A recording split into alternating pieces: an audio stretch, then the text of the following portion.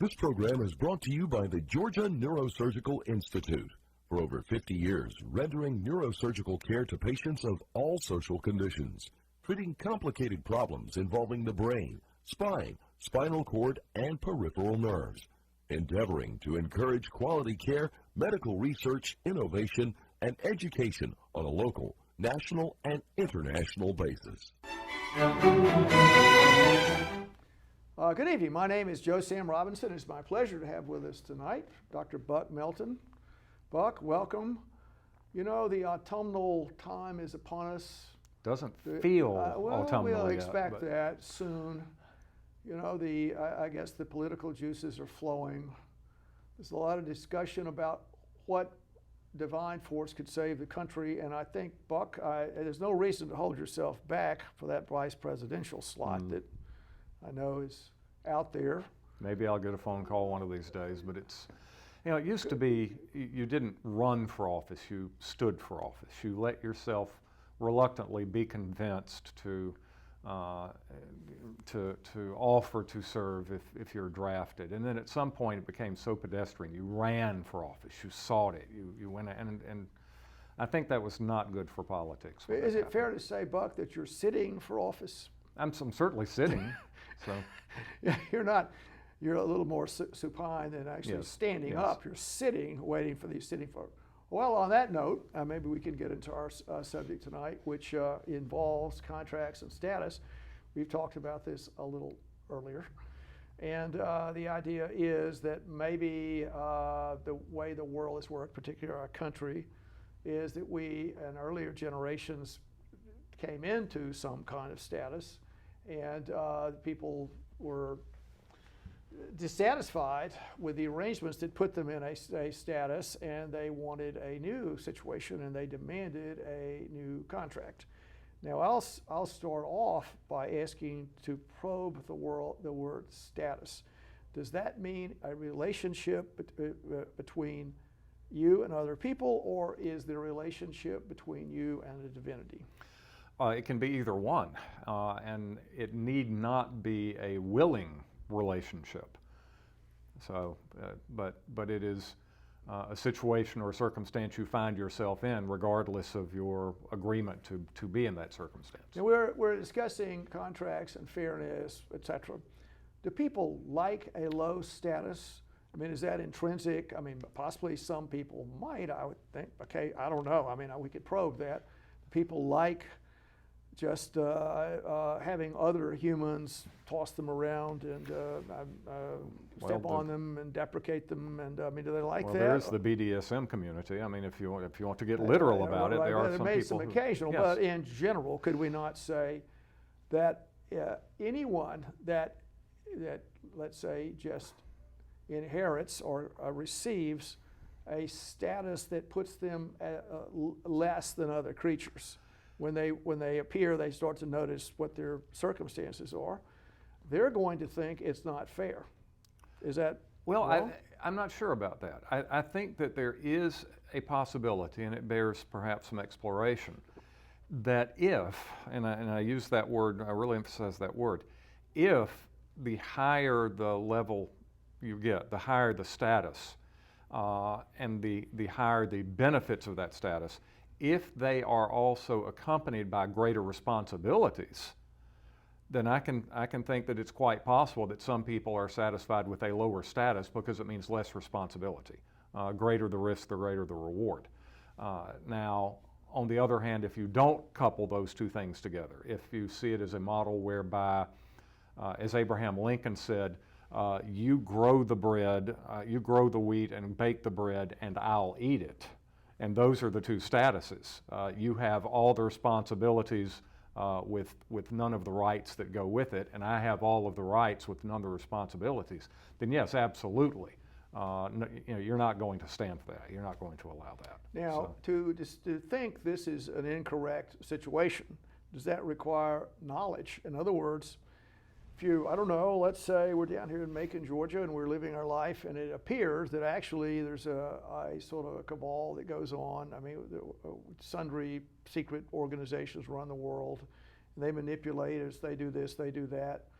your tax money is still whatever it is, and you just don't know it, you could well be satisfied. Ignorance is bliss. But the question is, the sophistry that might be, if you're making the decision about what's fair and what's not fair, whether your status is a reasonable one or not a reasonable one, your decision might be manipulated by people that say the contrary. And you could say, sometimes the communists or people, maybe the Nazis, when they did their thing, the idea that they'll give you wrong information. For instance, they could say, well, all these Jewish people are bad, bad, bad, and that's the reason you're suffering, scapegoats. And so the perception of whether things are fair or not can be influenced by people that are attempting to, for their own purposes, disturb the situation and maybe make their contract better by asserting to you that your contract is wrong. Oh. To use the word outside agitators, Yes. to use that word, which has appeared again after 50 years or whatever in abeyance. In the South it was used, and now it has appeared again in the present contemporary. Well, yeah, I think you're talking about something slightly different there, in that if somebody is either accepting of his status, that he's born into it, he doesn't have any basis for comparison, he believes the authority from on high, you do this and you'll be taken care of, you do this and you'll get to heaven, then possibly he is satisfied with that. But the minute he starts comparing himself unfavorably to a very visible, much improved circumstance among somebody else, I'm poor and he's a noble, I'm a slave, he's free, then the higher caste or the higher status might then vilify some other group, saying, look, it's their fault, or you're better off than they are. And one classic example of that, given our own place in the American South, the vast majority of Southern whites in the antebellum South owned no slaves at all. Right. And yet many of these people who owned no slaves at all ended up enlisting and going.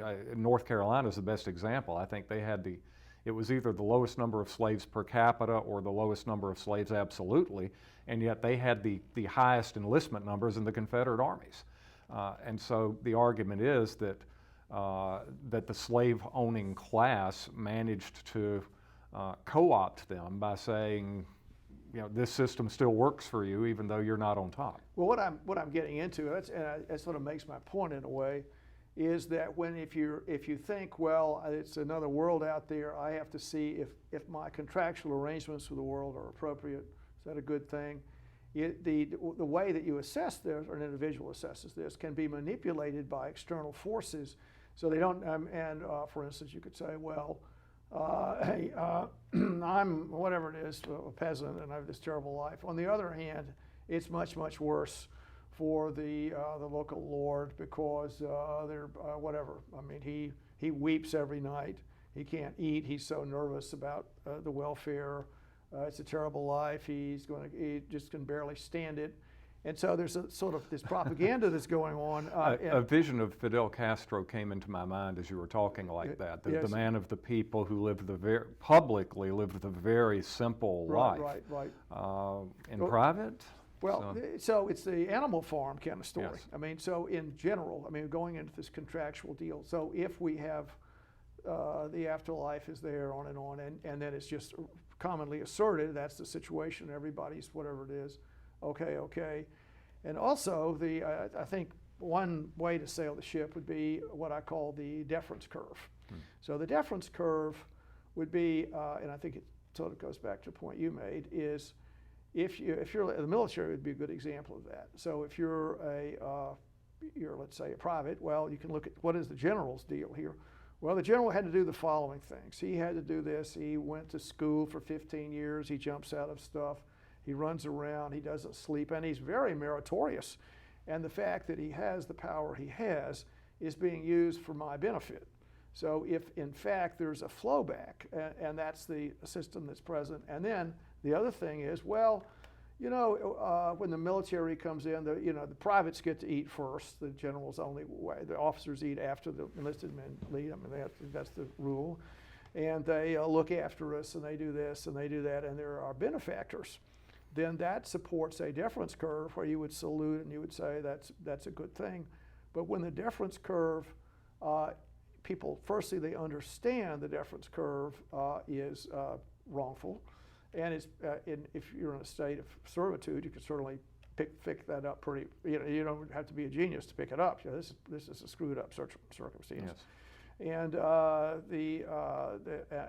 like the lords, I don't know, and the Tsarist Russia, the whippersnappers are running around in Moscow. They never work. They've got zillions of people. We have to take our hats off when they come in. They don't do anything. They don't help us at all. In fact, they take the country straight into hell. I mean, they take us in a war, we're all killed. We see them wandering around. So a lot of is the perception, the contractual perception of what's up.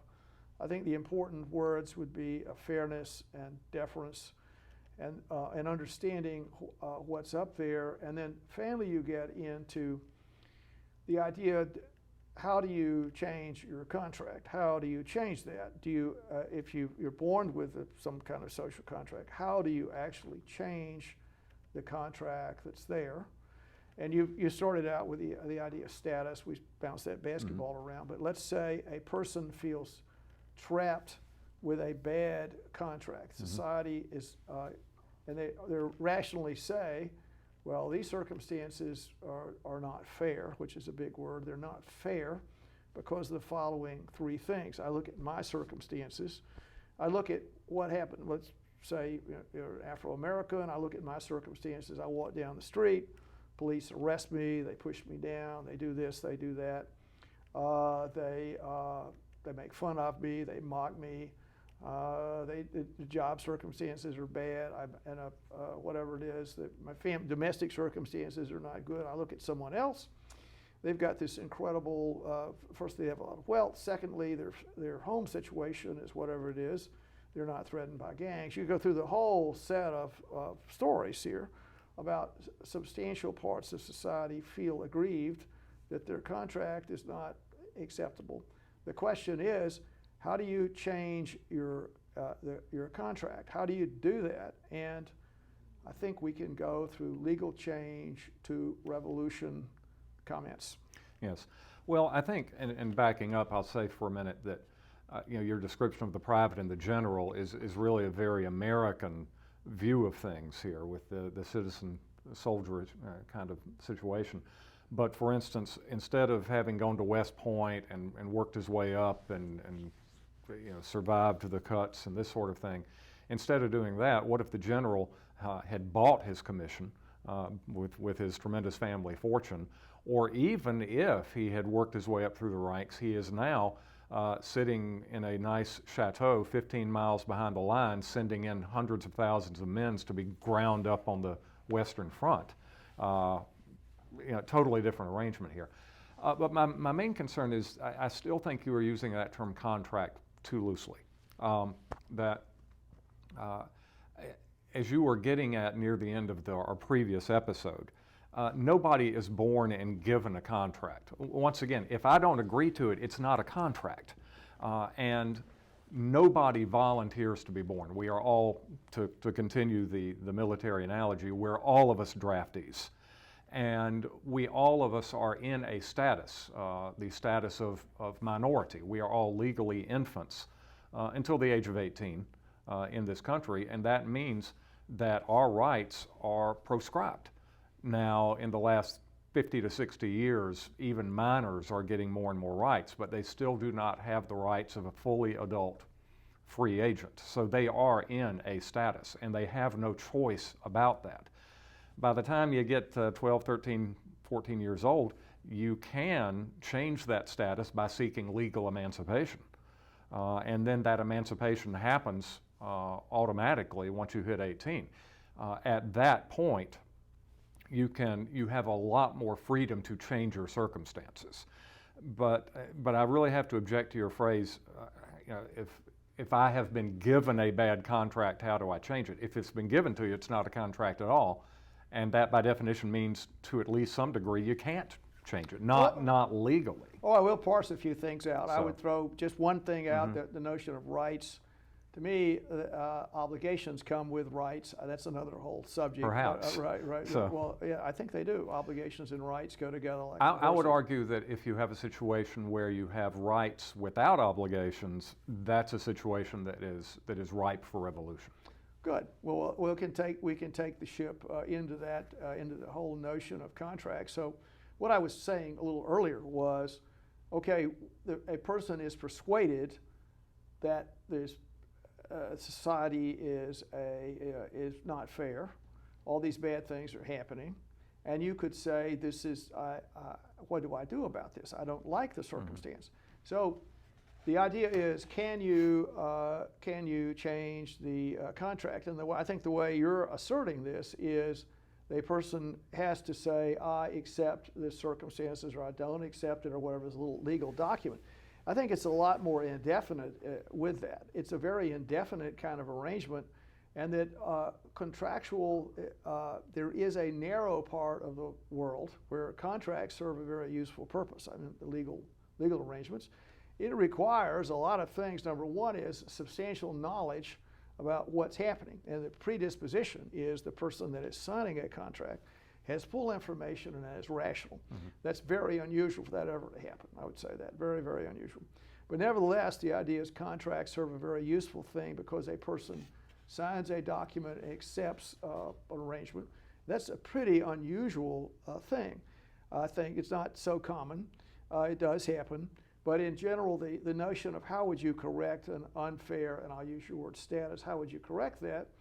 I don't think there's a contractual way to do it, signing a piece of paper. You're going to have some more general efforts to do it. So that would mean some kind of laws, put some kind of laws in place, and then failing that, a violent action, which is where we can sail our ship now, is the present circumstances in America where people are really taking to the streets. They're involved in violent actions, and not so much laws, but violent actions, and which is the forebearer of revolution. So it's not so far away from revolution. And if you look at the tremendous societal difficulty that's present, is that if you have a lot of diverse groups in the country, many different viewpoints, many different social contracts, somebody is going to be aggrieved by the arrangement that's put there. And the complexity of changing a bad contract is very difficult. And you could try and put some laws together. You could try and do this, you could try and do that. And then there's blowback in doing that. And many people, the frustration becomes overwhelming, and they think, I want to change the whole situation. And thus the only way to do that is with violence. Pull the temple down, like Samson crashed the situation. And in doing that, unfairness, a perception of unfairness breeds additional perceptions of unfairness. So people say it's not fair. On the other side, that these people are destroying the building or destroying the shop. That's not fair. So you get into two competing, what we're getting into are people that have viewpoints about the way they want the world, and they have very opposing viewpoints. And can society work that out? And the last resort would be, no, they can't do it. And so we just have to have the traditional human way, which is you fight, which is destructive to the whole world. Well, and this is, and to back up, there are a couple of very important points here. So let's go back to status for a minute. Given my status of appearance, I doubt I'm ever going to be an extremely rich and famous Hollywood movie star. I don't know, now, Buck. I mean, there's probably people watching us out now on television, possibly some talent scouts or on the lookout. And if they think they see talent here, there's some very sick people. But I see a possibility. Don't be too dismissive. Well, I'm sorry, Tom Cruise. I'm not, thank God. But so I have the right to go out to Hollywood and shop myself around. I do not have the right to be accepted. And if some film producer out there made a terrible mistake and hired me for the leading role, I don't have a right to be liked by the viewing audience. So, at some point, if you say that's not fair, then what can you do about that? As for signing pieces of paper, I think you're right. There's an argument that in today's consumer environment, we are returning to status. You can try going to McDonald's and haggling over the price of a Big Mac, but it's not going to work. It's just not going to work. And the bigger arrangements, the more specialized arrangements, yes, a lot of haggling still continues. And so we get laws. We get the Uniform Commercial Code that tries to smooth things out and make things more equitable. But ultimately, if you really feel like, and I go back to this idea, it's not just that the terms are bad, but that the people who have imposed the terms are crooked. So it's, and the phrase in the law is bargaining naughtiness. The terms are bad and they pulled a bad one on you when they bargained. Then you have to ask yourself the calculus, go through the calculus. If we don't change anything at all, can we still put up with this system of inequity? If you and I are in similar legal situations, and yet we are being treated differently, then there's something wrong with the system. But do we gain more in the end by overthrowing the system or by putting up with the system with its current inequities? Well, good. I think we were really bouncing the basketball extremely well, and I would say where we are now is we've been through a little bit on status and contracts, and I think the next thing to go into is governance and the idea of the responsibility of the society as a whole to ensure that the notions of fairness and contractual arrangements are as equitable as possible, with the knowledge that it is impossible to satisfy everyone. That's particularly true, let's see, I think Professor Mansfield at Harvard said, well, the only thing you need to know about government is the aggressive 10% of young people always want to change it. I think that's fair. So the was this one of your professors? Yes, I yes. Was thinking Lord Mansfield, who was at Harvey Oxford. Mansfield.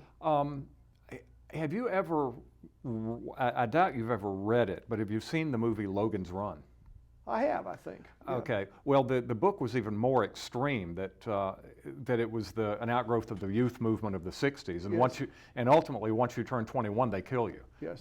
So I think this was sort of the revolt of status against the Yes. generation. Well, so there are a lot of things. There's age, and so you could say ageism, whatever. I mean, there are a lot of issues there. So one of the things, if you're like a beautiful 18-year-old person of either gender, handsome, beautiful, whatever, and to quote the Beatles, you're a rich man too, to the female. I mean, beautiful girl. Well, you are rich in a way. I mean, your physical excellence is out there. The Greeks acknowledge that, and so many people, their physical appearance plays a role in their perception of fairness.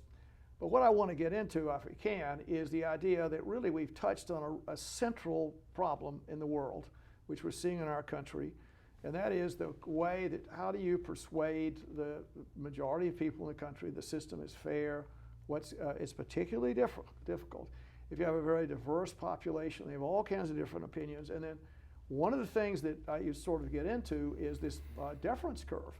So you're going to say you deserve this deference or that deference, or people intrinsically think, well, this person thinks they're better than I am, and they find that disturbing. And the way they may think that is, well, they think that because the person is a better basketball player, well, that's a wrongful opinion, or they think, well, the person is clever at mathematics, whatever the story is. But if it's being reinforced by, once again, the public opinion, the same public opinion that does not want to go to my movie, I'm not sure about that. If the market is rewarding the basketball player more than the mathematician, that reinforces just to go things. through this. Well, I go back to the Harvey Mansfield story. You're going to have aggrieved people out there. The system has to be put in place, not to be a perfect system, but people can accept it. The majority deal. There has to be, I think, some kind of punishment if you, we're getting back to the notion of sin, some kind of violation of community activities, whatever, where you injure other people, and knowledge that's the case.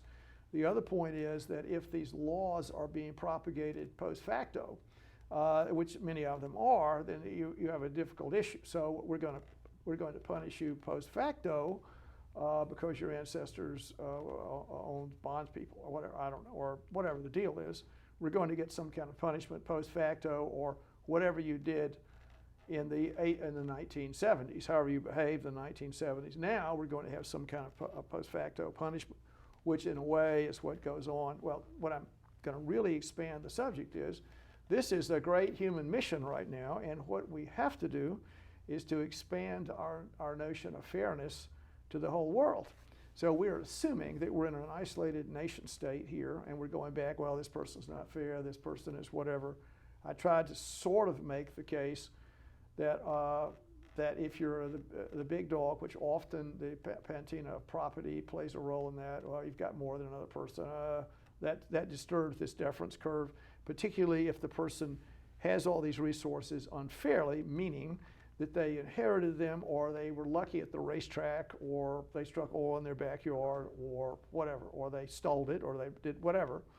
And you look at the rest of the world. We have about, there are 8 billion people out there. There are 1 billion people that are maybe of European descent. Maybe they live in developed countries. Most people have a really, really difficult life, and they're aware of the situation that exists in the prosperous Western countries. And they're also aware of religious arrangements. And so you could certainly say that one of the terrific dangers that our species face in this century is, how do you get a sense of world fairness, not just United States fairness? And many times what happens with immigration into the country, or people say that's so great across the border, whatever I can do to get in here, that's what I'll do. But if you're on just arbitrarily on the other side of the, I don't know, the 30, well, I'll say the Canadians, 49th, we're up there, it's terrible for the Canadians. I'm trying to think of the 49th. That's the Canadians, but the Mexicans, whatever, maybe it's 31 or something, I don't know, around California. It goes 31, down. I'd have to count. It goes back, it goes up and down. Texas is 26, maybe up, it goes up a little bit. Well, in any event, the takeaway message is that there's very, very unfair distribution of everything in the world. Anybody could say that, and people understand that. And they went through the general and the private. What's going on in the West that why should these people have everything? Are they doing anything for me? How do they get that? Why am I in this terrible situation? And obviously, it's an extremely destabilizing arrangement. And so what needs to happen is the governance of the world, I think, needs to recognize this. And we have a pretty limited viewpoint right now, I think, with the ideas about nation states. This is a nation state, that's not a nation state. And in some ways, we were headed toward more of a world community arrangement, and now things have gone the other way. Yeah, it's a hard thing. I think people are now they are more focused on this life than the next because of modern communications. They are aware of the opportunities that some people have, that some regions have that others don't. And I think that's what's leading to the global unrest and even unrest in the United States. But with that, we've come to the end of another episode. Okay, well, it's great. Again, Buck, and I know the election is coming along, and I wish you every piece of luck I can toss in your direction. That's sort of like, may you live in interesting times. Okay, well, good luck to you and your political ambitions. Thank you. This program is brought to you by the Georgia Neurosurgical Institute. For over 50 years, rendering neurosurgical care to patients of all social conditions, treating complicated problems involving the brain, spine, spinal cord, and peripheral nerves, endeavoring to encourage quality care, medical research, innovation, and education on a local, national, and international basis.